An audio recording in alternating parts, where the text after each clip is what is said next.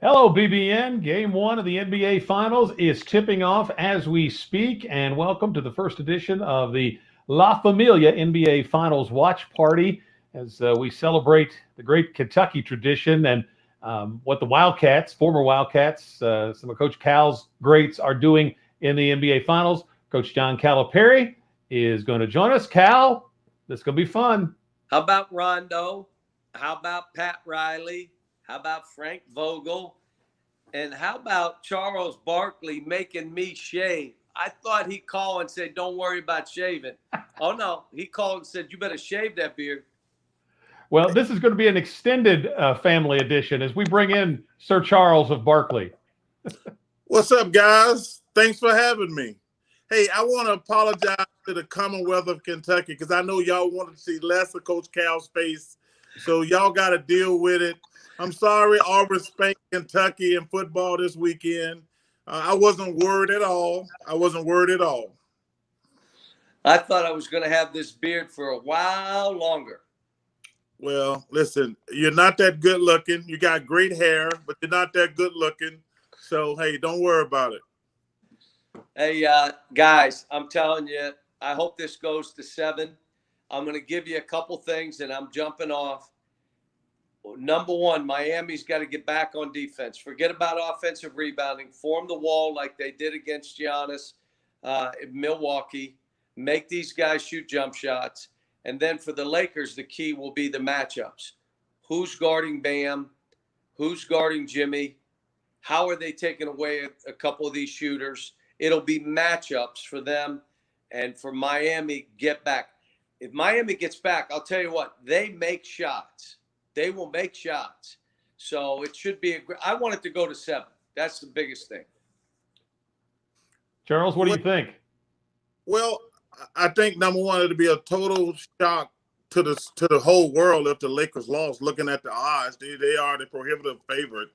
But I actually agree with Cal. I think Miami can make this a terrific series. I think their depth is better than the Lakers. I think their coach is probably the most underrated coach in the NBA. You know, people says like, well, he won 2 championships with LeBron and Chris Bosh and Dwayne Wade. But the Miami Heat, they are one of the best coached teams in the NBA. They're not going to make any mental mistakes. Listen, Cal, if that zone has been driving people crazy, and the Lakers aren't a great shooting team. So they're gonna play zone now. They're gonna play some zone. Oh, I think they're gonna play a lot of zone. I mean, because number one, listen, nobody's gonna guard AD or LeBron one-on-one, and the Lakers are not a great 3-point shooting team. But let me tell you something. I think the Miami Heat's depth is gonna be a big issue for the Lakers, especially if LeBron or AD get in foul trouble, because there's a tremendous amount of pressure on LeBron and AD. And I said this on the air. The Lakers don't have no great team. They got 2 great players and some Jags. Just a guy. That's what I call those other guys. They just a guy. But they got 2 guys who are superstars. They have to play well for the Lakers to be effective. They have to be aggressive, and they have to set the tone.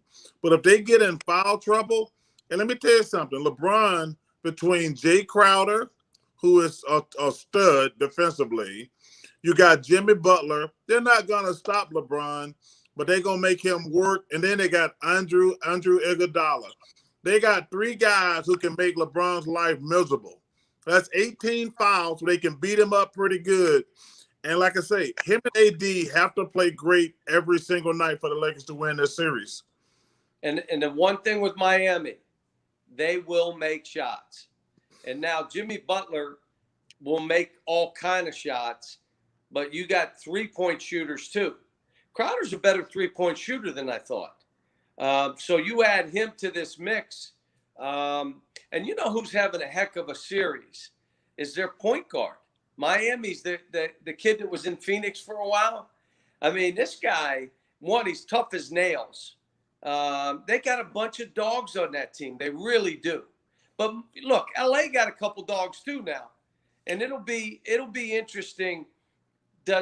If they try to guard Bam with Superman or anyone else, I think Bam can have a pretty good run. Anthony and he become that matchup because Anthony's length, and he can give him space to challenge him to shoot. It'll be a little harder for him. But I'll tell you, get back, form the wall, take your chances, play some zone. How about that, Tom? I'm telling somebody play zone. Oh my gosh. I called Boeheim, our friend, Charlie, I called him and said, they're playing your BS zone. And he said, yeah, and they're winning. And here's what's tough when you're going zone. If they make 3 baskets or they make 8 straight points, 99% of the coaches get out of the zone. Spoelstra stayed in it. Eric stayed in it.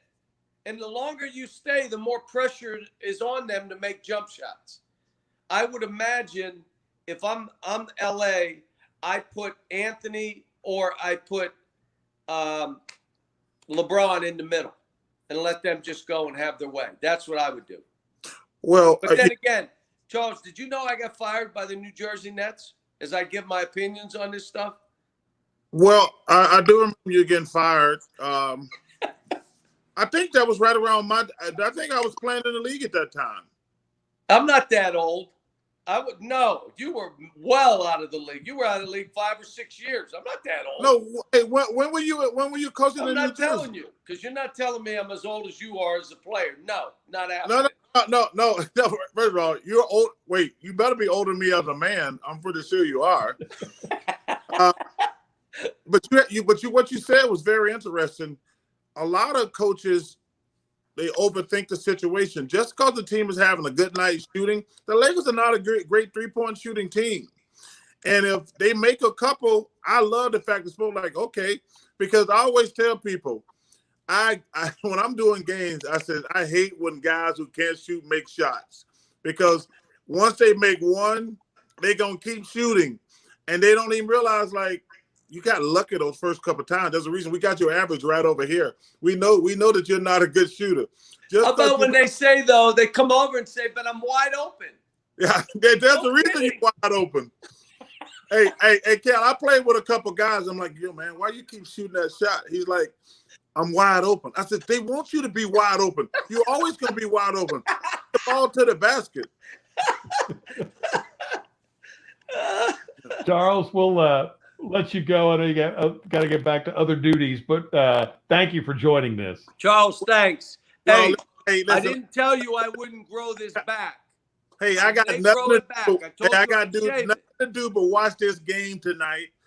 Hey, Cal, you know I got love for you, brother. And I got a lot of love for the Big Blue Nation. I've been talking about Kentucky for over 30 years now. I got nothing but respect and admiration for the University of Kentucky. And I got to give a shout out to my man, Joe B. Hall, who's one of the best people in the world I've ever met.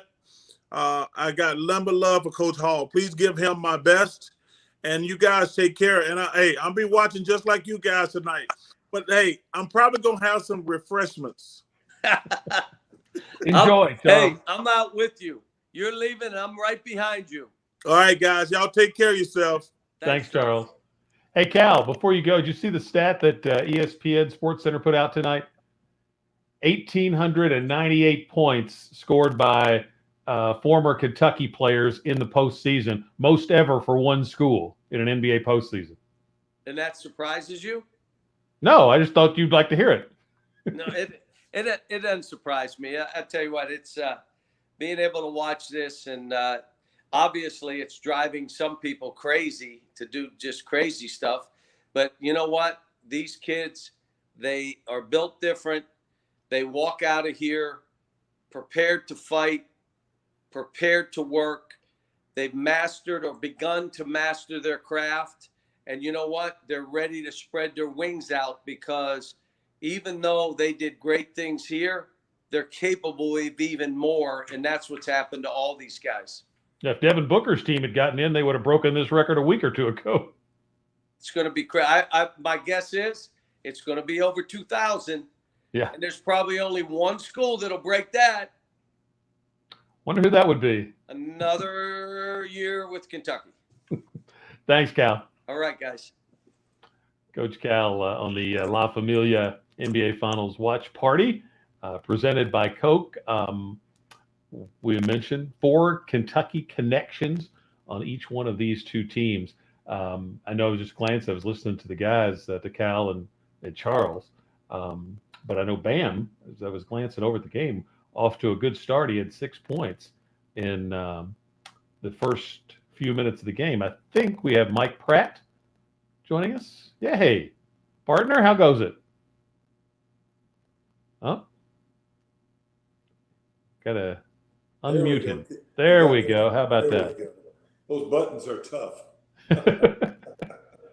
How about our man Bam, off to a great start? Well, you and I have talked about him many times. When you come to Kentucky, whether John Calipari's coaching or the previous coaches, you were molded into sacrificing for the team. That was the goal. The goal was to win as a team. And Bam, he had a lot of upside offensively because he wasn't called on doing that. He was a defensive factor. He was a rebounder. And now he's gotten into a different game at a different speed. And he's been called on to do things offensively. And I love it when he's at the point. I love it when he's at the point. 6'9", he's driving the ball. He's taking care of other players. He has really, really grown his game. Yeah, it seems like Jimmy Butler, as he came in, became the heart and soul kind of that Miami team initially.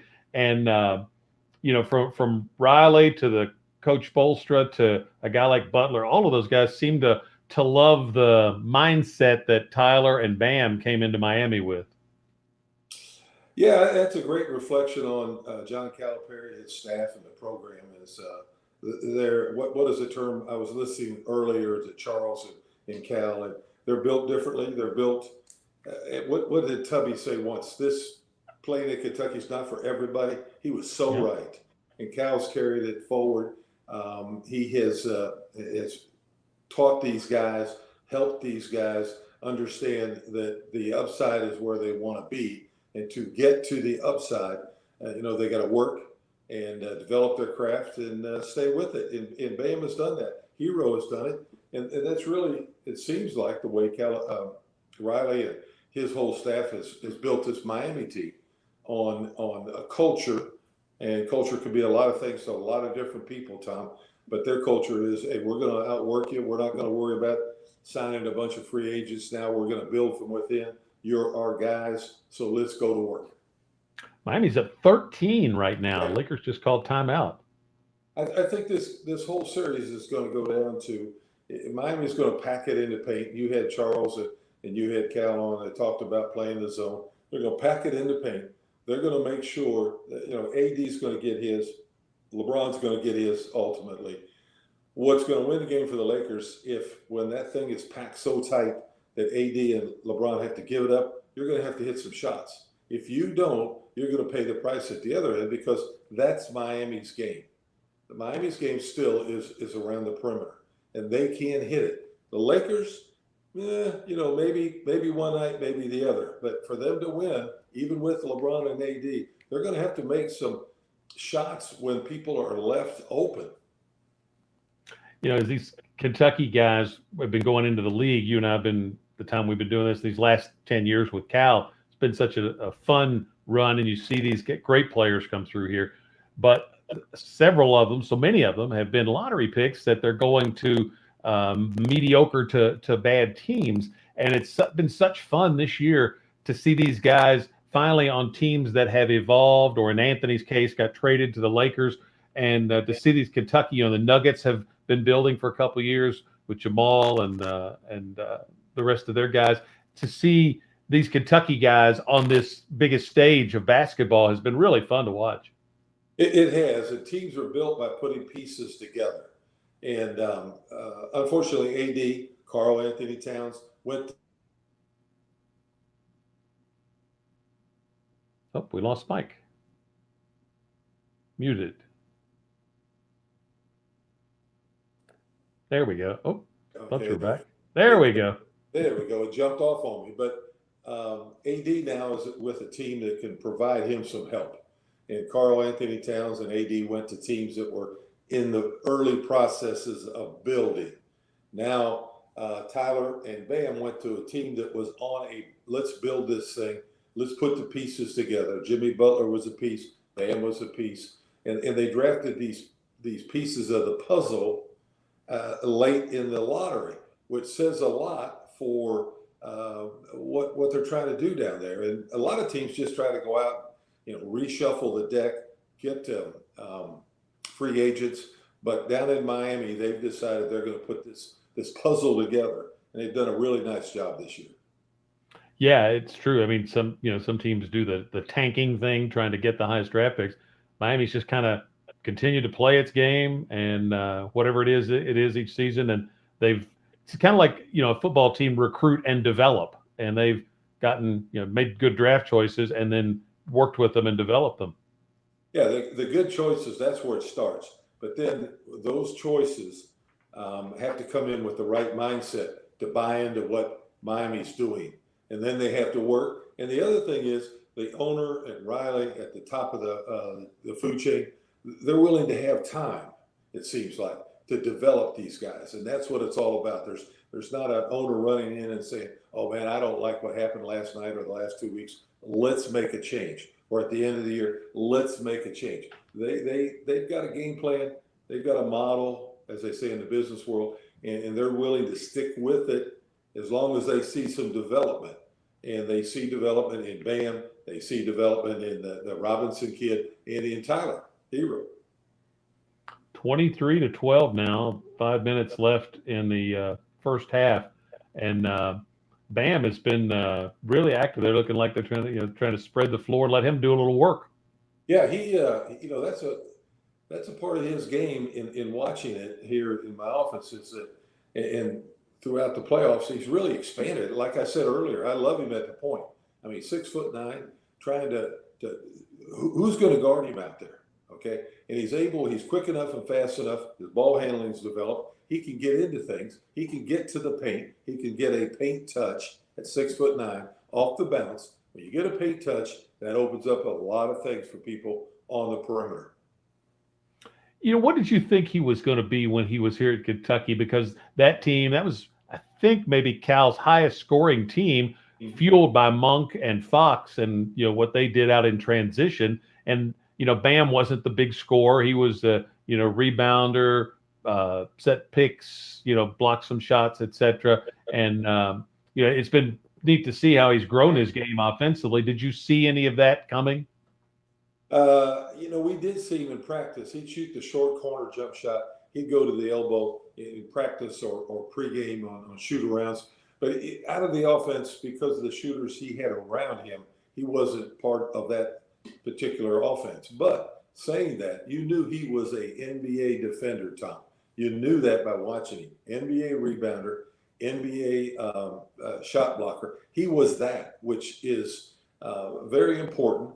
Because a lot of big guys try to do things outside of their toughness, their mindset. They get away from that. Bam seemed to really enjoy blocking shots and rebounding, and he was okay with that. So do what you do best and develop the other part of your game. Don't forget about what you've done to get where you are and try something new. Bam stuck with it, and along the way, third year, he's developed his offense. I think he's a model for guys, because too many guys try to do things they're not capable of, things that the NBA people didn't think they could do. And they get away from what they do best. And do what you do best and bring along the other part of your game and given the opportunity, use it. But you got to stick with what you do best. And for 2 years now, Bam has rebounded, blocked shots. He's got people's attention. This year, all of a sudden, the offense has blossomed. That's beautiful. Bring in assistant coach Joel Justice now to the La Familia NBA Finals watch party. Joel, how you doing? Wow, we're doing great here. I tell you, it's been a good start to the game. Obviously, we're sitting here checking it out. And it's a little bit. I hope I can stay awake. This is a little bit past my bedtime. I'm usually an Eastern Conference guy. I don't know these Western Conference / Western Conference Finals games. I tell you, I struggle with. So I've got a coffee here beside of me, and hopefully I can stay awake here and not fall asleep.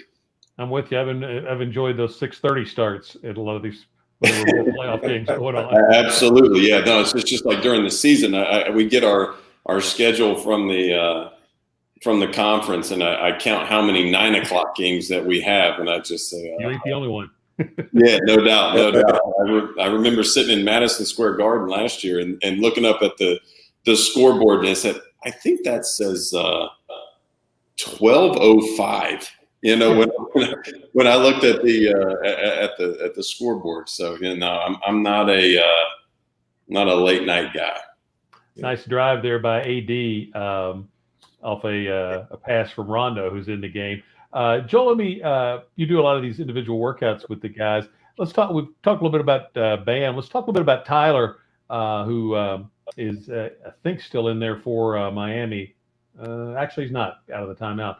But he was a guy that made a big splash that first game down in the Bahamas in the exhibition games. But he, I remember there were some serious questions about his defense at that time. And yet by the end of the year, he had put in the work on that along with other things to where he shut down the kid from Wofford. I think it says a lot about, Coach Cal. I think it talks about our staff. But ultimately it talks about the young people that we bring here, that you guys, just like we do, develop. I think there's a level of honesty that comes from the head coach. There's a significant level of kind of reality that we have to bring to them. And at the end of the day, it's about getting better. And I think those guys come here, much like Tyler, much like Bam, much like, the group that has been here over the last couple of years or even over Coach Cal's, 12-year period of, hey, look, you come here to get better. There's no guarantees. There's no promises other than the fact that you're going to have a coaching staff and a head coach that's going to work with you. And you're going to get better and ultimately find the best version of yourself. Hey, Joel, let me ask you a question. I remember, Tyler, from when we went to the Bahamas and afterwards. The one thing that I remembered, made some notes and I reviewed them today.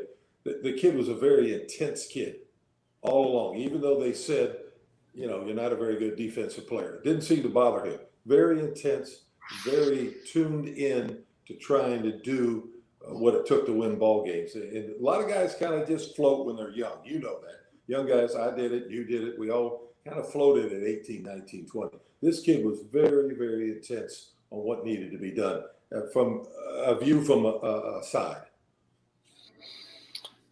I will say this. I mean, you and Tyler both you floated at a different level, than I ever floated. I think I floated more towards the females at the beach there in Wilmington, North Carolina. I think during my first couple of years, I don't know that I floated much towards the gym, probably like Tyler did or you did.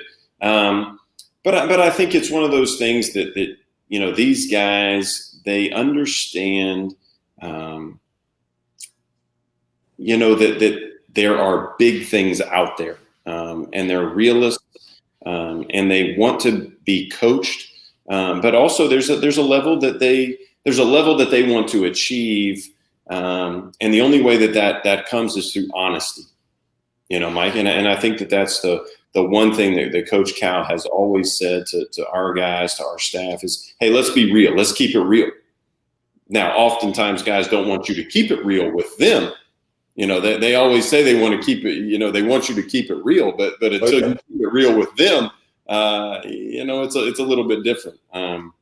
Real in their world is different than your world sometimes. Yeah, absolutely. Yeah, absolutely. But it's, hey, look, I mean, I think you see guys that especially, over these last couple of years that have made great strides over months.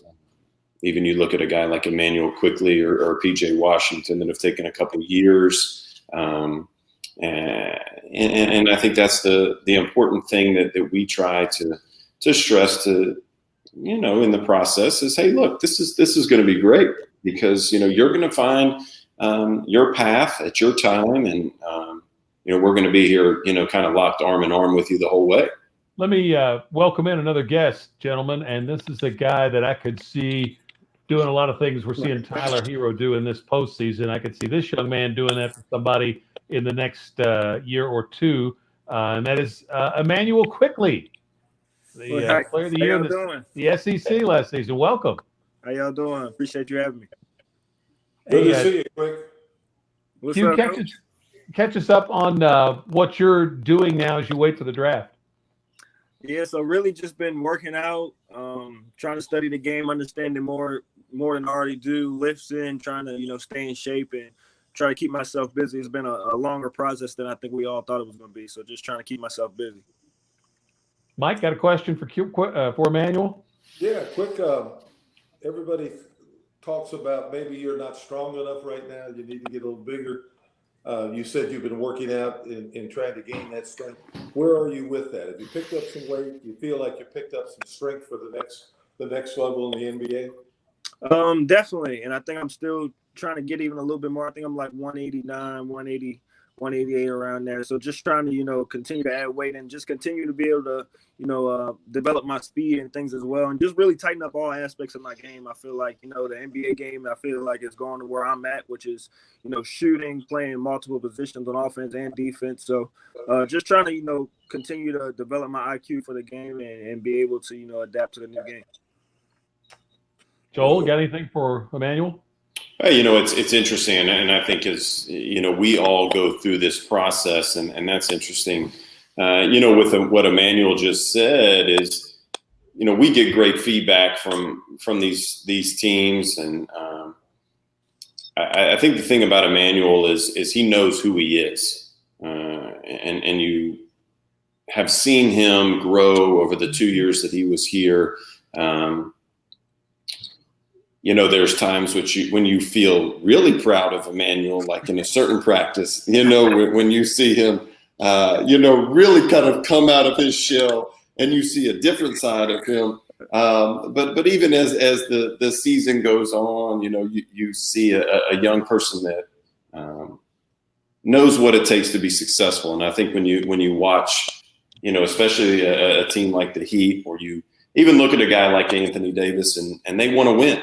And that's Emmanuel Quickly. He wants to win. He wants to be a part of a franchise that's committed to development.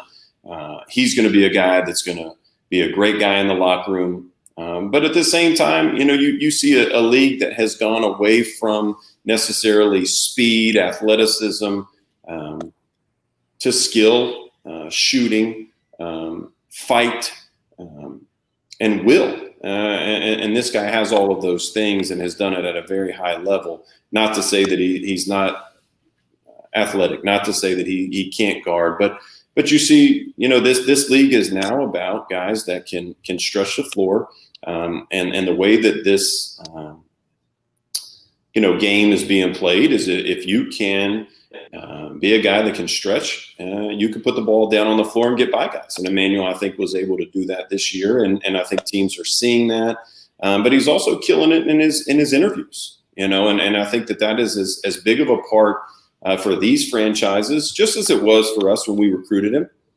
He was a guy that was going to come here that wanted to be a part of something, that wanted to challenge himself, but also wanted to embrace the grind and be a part of something that was bigger than himself.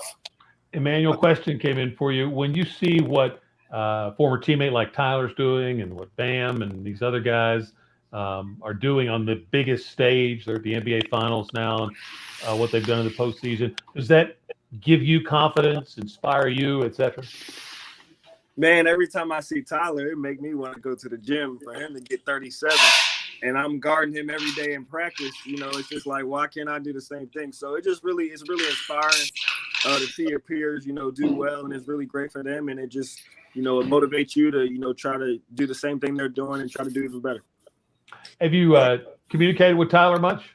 Right after the game, he had 37. I hit him. I said, "You a cold boy." He hit me back. He said, "I know."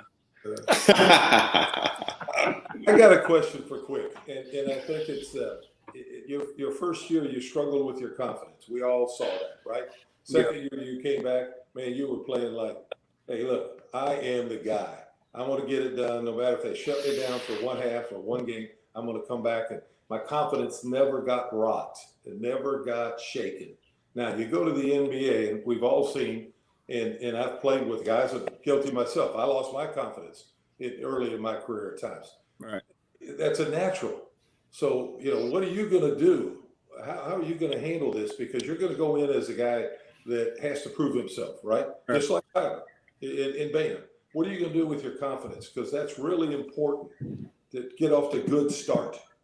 Absolutely, without a doubt. But I think, that's why I said the Kentucky experience helped me so much. Because a lot of guys, they go to a school and they just take every shot, and then they get to the NBA and they might not play for 5-10 games, or they're not the star player and they don't know how to play with other great players. So that it's kind of an experience shock for you, for the first time. But I feel like I have an advantage of dealing with that freshman year, which was really good for me. I think that was the biggest part of my life, on or off the floor, that I had to deal with ever in my life. It was a big part of adversity that I had to deal with. So just having that, experience is the greatest teacher. So having that year where, I had to learn a lot about myself on and off the floor, I think is going to help me, trying to get into the NBA and things like that. Emmanuel, we appreciate you joining us. We'll let you go back to the game and enjoy the finals. Appreciate y'all. All right, Coach. Very quick. It's Emmanuel Quickly, and he and the rest of the Kentucky guys are awaiting the draft. I guess the first thing, Joel and Mike, is the combine for guys like Quickly, right? Yeah, I mean, like I said, honestly, you guys probably know a little bit more. And probably Quick does as well. I feel like I'm always honest, but I have no idea what those guys are doing. I think for us right now, it's, we're really focused on this group. And I did say, even in that conversation, our guys, when you talk to folks in the NBA and the front office, guys like, Nick Richards and Emmanuel, Tyrese Maxey, those guys are crushing these interviews. And I think, they were hurt a little bit by kind of the process, but I also think sometimes, the beauty is in the eye of the beholder, and you take a guy like Keldon Johnson. Yes, while he quote unquote fell a little bit, to the Spurs, he might be in the best situation. Yeah. And definitely for absolutely. And for him, that's a great setup for him, for his personality, for his, DNA, for his makeup. And you talk about, when you talk to their front office people, and I know Coach Cal has talked to Coach Popovich, it's, they love Keldon out there. Nice baseline drive there, but the Lakers have gone back in front. We got Seth Greenberg from ESPN joining the party now. It's the La Familia Watch Party for the NBA Finals. Coach, how you doing? What's going on? This is an illustrious crew right here now. This is a big time. Hero made a good drive right there, missed an open jumper, but he's about the good advance pass right there. Easy bucket. Pretty good. It's going to be a good series. Well, how do you see it going? The Heat can win this series. They really can. I think they got to take care of the basketball so that they can basically build their wall and keep it in front. Every three that the Lakers make, yeah, they're making threes, but you're taking away driving opportunities, because if the Lakers start driving it, the Heat are going to get in foul trouble. Bam gets in foul trouble. It's big issues. The Heat can win this series. They're going to have to be fortunate. Someone's going to have to step up some nights, but they got a shot at winning this series. And by the way, Emmanuel Quickly, he's going to make it because of his intangible. Emmanuel Quickly has the DNA of a guy that's going to be in the league, because you know what? He's a guy that you're going to want in your locker room. He's a guy that they struggle for a while, but he's going to come out. He's going to come out along the way. He's going to stick with it. He's got some toughness. Seth, I'm all in, man. I'm a big fan of his. Hey, Seth, you're around these guys a lot. Some of the things Cal does in the summer with the fantasy camp and stuff these guys work at. What Bam and Tyler have done. The Lakers were supposed to be there with AD and that crew, but Miami wasn't, and they are, and Bam and Tyler are a big part of that. How far have they exceeded what you thought they were capable of? Well, Bam was my assistant coach at camp. He did a tremendous job because the guy never has a bad day. And I think that, what Bam has done is his approach. He's the same. People say put good days on top of each other. I'm not sure he's ever had a bad day. Like, that dude has a standard. He holds himself to that standard each and every day. He works at it each and every day. He's relentless in his effort. And the NBA is a league of guys that can do certain things. And you know what? He can defend multiple positions. He can rebound the basketball. And I'll tell you what, I don't know about you, Joel, but when he drives it left, I think he's going to score most of the time. So it's so good to see. And then Tyler Hero, the Bahama trip to me was interesting because Tyler and Keldon, first I interviewed all the freshmen. Tyler and Keldon, they were like beating each other up. I mean, they were going after each other, and they were just great kids. It only takes one team and the right team to draft you. But Tyler Hero was the first guy in the gym every single day in the Bahamas, every single day. Because I get there early to work on my notes, and he was there 30, 45 minutes before everyone else. And Joel, you remember he had one game where he did not play well. And I was waiting to do a Sports Center hit, and you guys had left. That dude came back into the gym and shot for like 45 minutes. No, I mean, and I think, Seth, I mean, it's one of those things. No, I mean, and it's a thing. It was funny. We were on whatever. We were on a recruiting Zoom earlier tonight, and we were talking to a young man about that. And, there's guys that come to Kentucky, and Tyler was one of them. Shea Alexander was another, that get more out of Kentucky than even we get out of them. They're the guys that come in early. They're the guys that want to watch more film. They're the guys that want to stay late. They're the guys that come in. They're the first ones in the gym to practice. They stay late. And I think that, and obviously we work here and this is a Kentucky deal, but this is unapologetically an NBA professional preparatory environment. And if you want that out of your experience here, you're going to get it. Tyler Hero was one of those guys. Bam Adebayo was one of those guys. And we can go down the list, and there's other guys that have taken advantage of that and of everything that Coach Cal has set. How about that corner? Yeah. Picture perfect for him. Absolutely. Yeah. He shot it as well as Pratt back in the day. Well, let's not get crazy. Right. But what you're talking about, those guys, and it really is. They get lost in the game and they embrace what your program is. Like some guys, and I know Cal uses it in recruiting. Kentucky's not for everyone, and you know what? Some guys it can suffocate. Some guys it obviously embraces it. And I think that you look at the guys that have done well. If you embrace it, if you can survive it, what happens is when you get to that next level, you understand. One, you understand to be part of a team. You understand embracing a role. You understand working at your game. You understand preparing for games. You understand you need a hard outer shell because you know it is going to be static. All those things that you learn because of the microscope you're under pay huge dividends when you get to that next level. I mean, it's just the way it is. And then the expectation to win, like winning players. It's the most underrated thing in the NBA is winning players. Hey, Seth, let me ask you this with the guy we haven't talked about, Rashaan, much. Let's talk for a minute about Rashaan Rondo. With all the talk about how much shooting is valued in the NBA now, Rashaan's a guy that coming out of Kentucky, a lot of people didn't think he'd make it because he didn't have the shot. But I remember actually something Coach Pitino said after Kentucky beat Louisville, that you couldn't keep him from getting to where he wanted to be on the floor, and that's why he would succeed at that level. So talk to us a little bit about what you remember about Rashaan and what you see now. Well, first, he's got a PhD in basketball. He's got a brilliant basketball mind. Make a great coach. He really has a great feel and understanding of the game. Number two, Coach Pitino's right. He can get the ball anywhere he wants, anytime he wants. He's an improved three-point shooter. You remember now in that closeout game the other night, I think he goes 2 for 4 from the three-point line. Only played 13 minutes, had like 8 points, 4 assists. He gets, for this team, he gets them easy baskets because he can get downhill and force the defense in rotation. He's made enough open shots. He can take pressure off LeBron by getting the ball out of his hands. Now you're advanced passing the ball to LeBron. He's up the floor. And then the one thing you got to remember now, he's a disruptive defender.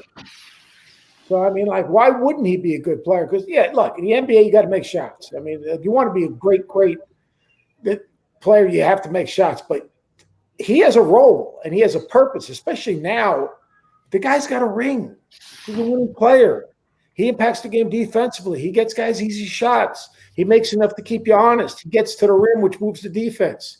I mean, he's a good fit for them. Mike, got a question for Seth? Yeah, and Seth, along those lines, we all forget about what he did with the Celtics, win a championship. Yeah. He was the glue on that team. But what I think he's really done extremely well, he did this at Kentucky too, Seth and Joel. He was a paint touch guy. He could get to the paint anytime he wanted. Okay, that creates problems. That creates problems for the defense. And he was not a bad finisher in the paint and at the basket at Kentucky, even now. And as you said, Seth, he has become a spot-up shooter who can keep you honest. But the thing I think you talked about, which is so key to the kid, is his defense. He's so smart. He plays those passing lanes. He's one step ahead of the offense. He reads that offense and he's one step ahead. He's got a deflection, or he causes the man with the ball to go someplace he doesn't want to go, all because of his anticipation, being 1-2 steps ahead. No doubt. Hey, Joel, Mike, Seth, you guys talk a little bit about as he comes back into the game now, Anthony Davis, and just how, Mike and I enjoyed watching him grow just in the year he was here, how much his great game grew. Seth, we'll start with you. How have you seen him grow to where he is now as one of the top players in the league? I think the funniest thing is you think about it, and Joel, I think you were there on that staff, but I mean, like championship game, he's telling Cal, don't worry about me for shots. I think, what do you take, the third or fourth most shots on that team? Fourth. I think we've heard that plenty of times. I think, Seth, you know that now by now. But what did he do? He did whatever he had to do to help the team win. You know what I mean? So I mean, to watch him continue to grow, to work on his game, and then to see the relationship he's developed with LeBron, and the understanding that right now, LeBron is LeBron, but in a lot of ways it's still his team. But he's willing to do whatever he has to do to win. The manner in which he carries himself, I mean, his shot making is ridiculous. His willingness to take that big shot the other night and free himself up. He's just, he's special. He's fun to watch. You want to see him stay healthy. He's obviously in a good environment. And, who knows how many times he's going to get to the finals. Because the one thing the Lakers do need is, LeBron's not getting any younger. They need to start putting some other pieces around him that'll make the game a little easier for Anthony. But Anthony Davis is just, he's phenomenal. Is he one? Is he 1A? Is he top 3 in the league? Is he top 5 in the league? I don't know. But when you start talking about top 1, 2, 3, 4, or 5 in the league, that's rarefied air, man. That's rarefied air. Yes, it is. Joel, give me your impressions of how you just watching Anthony play.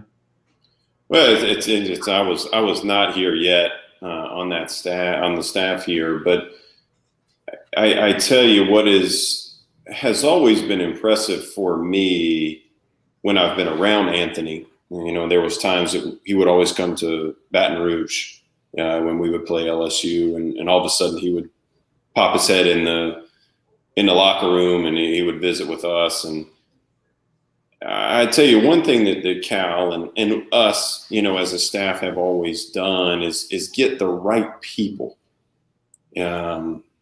And Anthony just, like I said, I didn't recruit him, I didn't coach him, and all I've seen of him is him in the last couple of years. And there's so many good people that have been here under Coach Cal and the staff that we've had here. And Anthony just is such a great person. He's a down to earth, great guy. Always, asking, how you're doing, and he doesn't know me. I didn't coach him. Like I said, we weren't together, and is very inquisitive and kind and wants to help. And I think that says a lot about him as a person. Probably says a lot about him as a teammate. I mean, I remember watching the interview after he made that shot against the Nuggets, and he said, "Look, LeBron's always telling me I've got to be more aggressive, but hey, look, I want to win." And I think that's very similar to the guys that come here. That we recruit that come here, they want to win. They understand that if they come here and win, that they're going to get what they want individually, but also this is a unique spot, and it's a special place, and you can do special things at the University of Kentucky, and playing for Coach Cal can do great things for you. And I think that's the biggest thing for me is just seeing so many of these guys, that have been here, and then you get to know them, and it's a cool thing to see. We just saw the video clip there of Anthony, that baby face at Kentucky, and he's so skinny and he's so thick now, so ripped. But he was a young guy on that 2012 championship team, but they had a great senior leader. I'll always remember one of my favorite moments is when that bus pulled into Rupp Arena, and the first guy off the bus carrying the championship trophy was the senior leader from Mason County High School with the smile that would go from sideline to sideline. Darius Miller joins us now. Darius, how you doing? I'm good. How are you? Doing well. You can talk to us a little bit about, you were down there with AD in New Orleans. Have you, I guess, give me your impressions of how you've seen him grow as a player to where he is now in the finals. Oh, man. It's been incredible growth. I don't think anybody's seen him becoming this type of player when he was with us running around, young AD at Kentucky. But, he's grown into a superstar on both ends of the court. He really dominates the game. So I'm happy for him, and I'm enjoying watching him in the finals right now. How you doing? I can't complain at all. Blessed. Where are you, Darius? Go ahead, Mike. Darius, where are you now? Say it again. I'm sorry. I said, I'm down in New Orleans. Where? In New Orleans. Oh, okay. Good. Hey, what's the one thing that team you played on in 12 that you were one of the leaders on that team? What's the one thing that you remember about that club as far as what made you guys tick? What made you guys come together for a common goal? I think that's what made us tick. Everybody was just focused on winning the championship. That's probably the only team, not the only team, but the team that was the best at it, as far as everybody being on one page, and just nothing else mattered but winning the championship. And there was a lot of people that sacrificed a lot. As you can see, AD can do more than he did. Mike sacrificed a lot. And nobody really cared who got credit. So I think that was the best thing about that team. Who you got in the finals? Taking the Lakers or the Heat? Darius, can you hear us? Can you guys hear me? Yeah, there we go. I said, who do you have in the finals? Who are you taking, the Lakers or the Heat? Yeah, so we got a little connection problem with Darius. Can you hear us, Darius?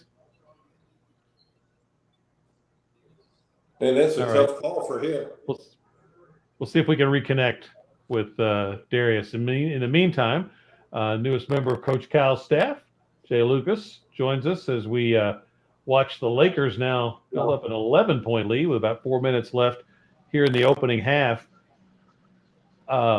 Jay, talk to us a little bit about your new role here with recruiting, what this does.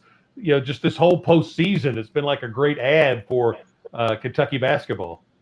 Yeah, it has been. And, it's kind of helping recruit itself. So, that's something that's just been really big. And this is kind of why you come to a place like this, is the opportunity to work with, people like Joel and then great players. That's what it's all about. You're only as good as your players. Joel, Jay, you guys talk to us a little bit about, for fans that are watching this, about how the workouts are going for the upcoming season and how the young guys are looking? I think it's funny. It's really day by day. And it's I think for us at this point, you've got to attack tomorrow. You've got to do what you got to do to be responsible, and then I think we've all got to be a little bit lucky. I think our guys have been focused. I think they've been driven. You've got a group of young guys that are excited to be here. And really for the most part, basketball was taken away from these guys for a while, and for some of them, the McDonald's game, the Jordan Brand game. State tournaments, there was a celebration of basketball that was taken away, much like, our team here last year. So our guys are, coming in the gym every day. They're excited to be there. They're eager to learn. And I think when you talk about Coach Cal is, excited at this point, he's got a little bit of an attitude about him. He's got a little bit of a zest and, a pep in his step. When you talk about adding, Bruiser Flint to our staff, you talk about, Jay joining our staff and, with Tony and myself still being around with John Robick.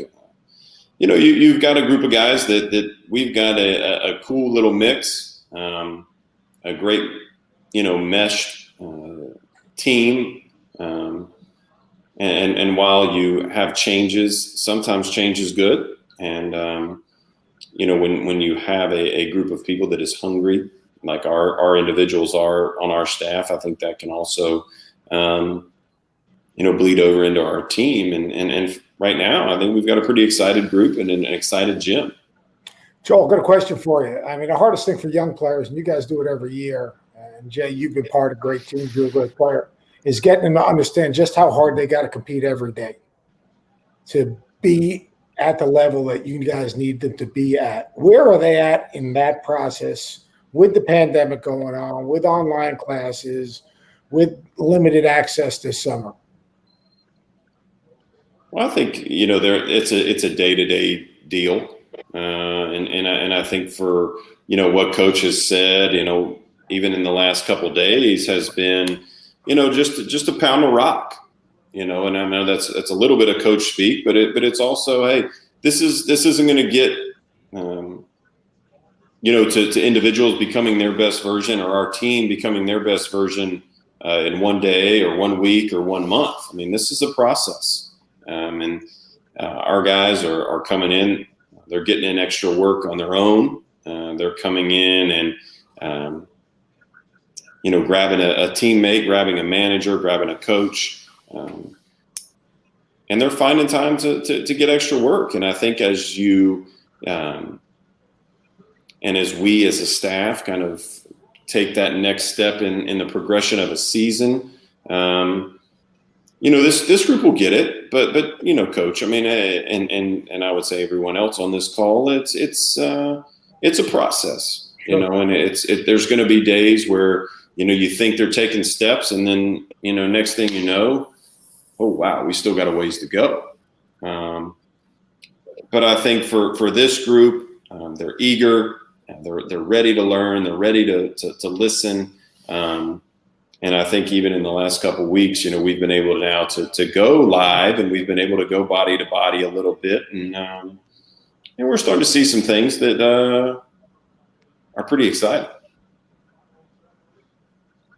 Jay, what about your thoughts on these guys since you've seen them since your arrival here? Hey, Coach, how you doing? What's up, Jay? How you doing, man? I'm doing good. The biggest thing that I've noticed is that, with what he's talking about with the competition, and it's one thing you see right away, there's not a big drop-off. So it's nowhere to hide in practice. And I think that's the one thing that's really, really stood out my month being here is that, you can't think you can cruise to a practice because the guy you're going against is just as good. And if not, he's one of the best in the country. So I think that kind of breeds to it. And coming in from the outsider, it makes a lot of sense why they've had success here at Kentucky. Is just because of the way the practice, Coach Cal structures practice, the work that the assistant coaches do on skill set and skill development, and then the players competing every day. And that's been something very enjoyable to be around. Mike? I've got a question for you, Jay and Joel. We know what the COVID's done, and we know all about that. It's been tough on these young guys, tough on you trying to coach them. Down the road, what do you think is going to be the psychological effect of possibly COVID-19 hitting your team or slowing the season down? I mean, is there any hesitancy, do you feel, with these guys on all of this that we're going through?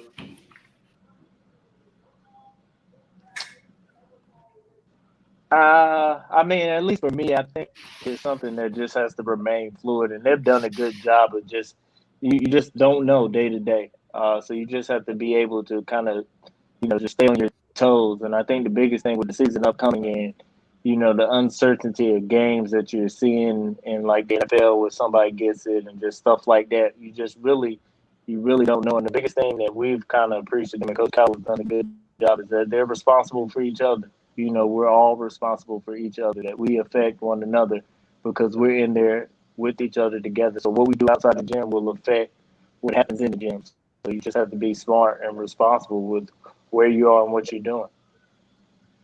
It's been a heck of a back and forth here. Miami was up big early. Lakers are up 12 now. And Coach Greenberg, it's kind of like it's always happens, and it's the kind of thing can happen in a one-and-you're-done thing in the NCAA tournament. And here, fortunately, they've got a series. But team that's supposed to be the inferior three-point shooting team, Lakers, I think, already have 11 threes. Yeah, like if Danny Green and Coleman Pope are making threes, obviously it changes the game plan for the Lakers and for the Heat because it opens up driving lanes. It opens up the floor. All of a sudden now the defense is stretched. Big thing for the Heat to me, you got to be up to take care of the ball. Can't make live ball turnovers. They made a couple of turnovers. I think Jimmy Butler missed a lay-in, which cost him a bucket in transition. They got to be able to set their defense and keep it in front. And you know what? They're going to live and die with some made threes. They got to keep the Lakers out of the lane. But, Jay, I want to ask you guys the mental aspect, the mental health aspect for these kids to finally be back in the gym, to be coached. Like they came to Kentucky, all right, to be coached. They came to Kentucky for the Kentucky, as Coach Cal would say, the Kentucky experience. Obviously the scheduling thing is up in the air, and it is what it is. But that's going to be across the board. But how is their mindset now different now that at least you have a routine? Because I'll tell you one thing about players want routine, man. I mean, players want to be good. The best players want to be coached. Is their mental outlook better now than it was, say, in the summer, even though it's obviously not what they expected? How are they handling that? Well, I think it's way better. It's interesting. I mean, Seth, you've had what, 3 girls go to college, and you take your kids to college like our parents did our kids, and we weren't even allowed to see our guys for 3 weeks. I mean, you spend years recruiting these guys, and you spend in time, and we weren't allowed to not only not be able to be in the gym with them, we weren't allowed to go to the lodge. We weren't allowed to have a meal. We weren't allowed to see them face to face. It was extremely difficult June and July. So whenever we were able to get back in the gym with them, it was incredible. And I think what we've been able to do over these last 8 weeks has been, it's been incredible. I think, for Coach Cal to be able to be with our guys, and us as assistant coaches to be able to spend time, and hey, it is what it is, right? I think so much of this we can't control, and we really can't control what next week is going to look like, which is why I said, you got to get a little bit lucky. You got to be responsible, as Jay talked about. And, for the most part, I think our guys are, locked in. They know what it's going to be, and I think for them coming to Kentucky, they're driven, they're focused. They know that this is a totally different experience. There's other places where you go and you hang out on Franklin Street and you do different things. And hey, look, this is different here. And you come here and you're coming here to work. And I think our guys, they wanted to be in the gym. They wanted to hang out with us as coaches. They wanted to hang out with their teammates. They wanted to play. And to see the joy that they have had over the last 8 weeks, it does nothing but inspire us. I know that as coaches, and to be in the gym. And when you have young people that are working as hard and as driven and as focused and as committed to the season as our young guys are, I think you have to be committed at the same level, if not more, as coaches. Let's bring in another member of the La Familia Watch Party here for Kentucky basketball, and that is Nate Sistina, who finished up last season. Hey, Nate, welcome. Thanks for joining us. When you were playing at Bucknell, watching. What time is it? Where are you right now? What time is it? Where are you? Dude, I'm still in Pennsylvania. It's 10:11 p.m. I'm with my mom and dad. Don't worry, Joel. You're still at mom and dad's house. That's good. That's good. I'm proud of you. You've graduated from Bucknell and you're living at mom and dad's house. That's good. I'm proud of you, Nate. Hey, that's how it happens sometimes. You gotta trust It's your not journey. bad to get a scholarship after you graduate, Nate. The couple, life is good. You're getting fed well, I'm sure. That's what I'm saying. There's nothing wrong with staying with mom and dad. It's happy time. Hey, come on now, Joel. We can't all be big time. Hey, Yeah, Nate, okay. talk to us a little bit about what the experience was like for you living it in Kentucky basketball versus you watched, I'm sure, games and saw the Kentucky program, and then you got to live it. What was it like living it versus looking at it from the outside? I think looking at it from the outside, you don't realize how hard it really is. You watch Pro Day every year. You watch the games. You see the fans. You see the glitz and the glamour. You don't always see the workouts, the individual workouts, the lifts, the practices, and all the stuff that you have to do. Camp Cal for sure. I feel bad for those guys now. They got November 25th through January 25th. That's gonna be fun. But I just think looking at it from the outside, you don't understand how hard it really is and how much of a toll it takes on you. Not just as a basketball player, but on your brain too. You got to wake up and be locked in from the get. And sometimes there are days where a lot of people aren't. And if you aren't, then you're gonna have a bad day of practice. And if you are and you're ready to go, then it's a lot easier. And I think being older, I was able to understand that a little bit better. Just waking up early. I'm an early riser anyways, and having my coffee and just getting locked in from the rip was something that helped me out a lot. Who invited this guy on? I mean, this is a fluff night, Nate. I mean, I tell you, you come on and now you're just depressing the whole night. About how hard it is. My goodness. I mean, it is, but look at the guys that you have. Somebody on every team that was in the conference finals. They bought into it. Look at this man, Bam. Look at Anthony Davis. Look at Tyler Hero. These guys are playing like rock stars. Yeah, it's been fun watching these Kentucky guys do their thing. And Mike and I were talking about this earlier before all of you jumped on board. Just, when Kentucky guys go into the league, they got picked by teams that weren't playoff teams initially. And now it's starting to kind of, their teams are evolving. And, Denver with Murray and these two in the finals and others that are going to be coming. It's been fun to watch. Let's go around the table. Just a last thought on how you think the Kentucky guys will do in this series, or any other thoughts on the NBA Finals. Mike? I think Bam and Tyler are going to do well. It's a big stage they haven't been on, and AD hasn't been on this particular stage, but man, he's played so well. The guy's such an intelligent player. He's understood how to play with LeBron. Some guys never get that. He's understood how to play with him, and he'll be special. And Rondo, he's the guy that you got to keep your eye on because he can affect the game at both ends of the floor. You bring him off the bench, he changes the flow. not only for you, but for your opponents. So I think I'm a big Rashaan fan, and I think for the end of his career, he's going to play well in this series. Coach Greenberg? Yeah, I think that I agree with Coach Pratt, but I also think that right now the Lakers defensively have been terrific. Just watching these possessions, they're so active. They're getting deflections. They're doing a good job of communicating, taking away driving lanes, taking away passing lanes. They've done a good job running Duncan Robinson off the three-point line, which is a big thing. And then the Kentucky guys, look, Anthony Davis is one of the 5 best players in the league, and he's playing like that. And he's going to play like that throughout the series because that's his DNA. Rashaan Rondo.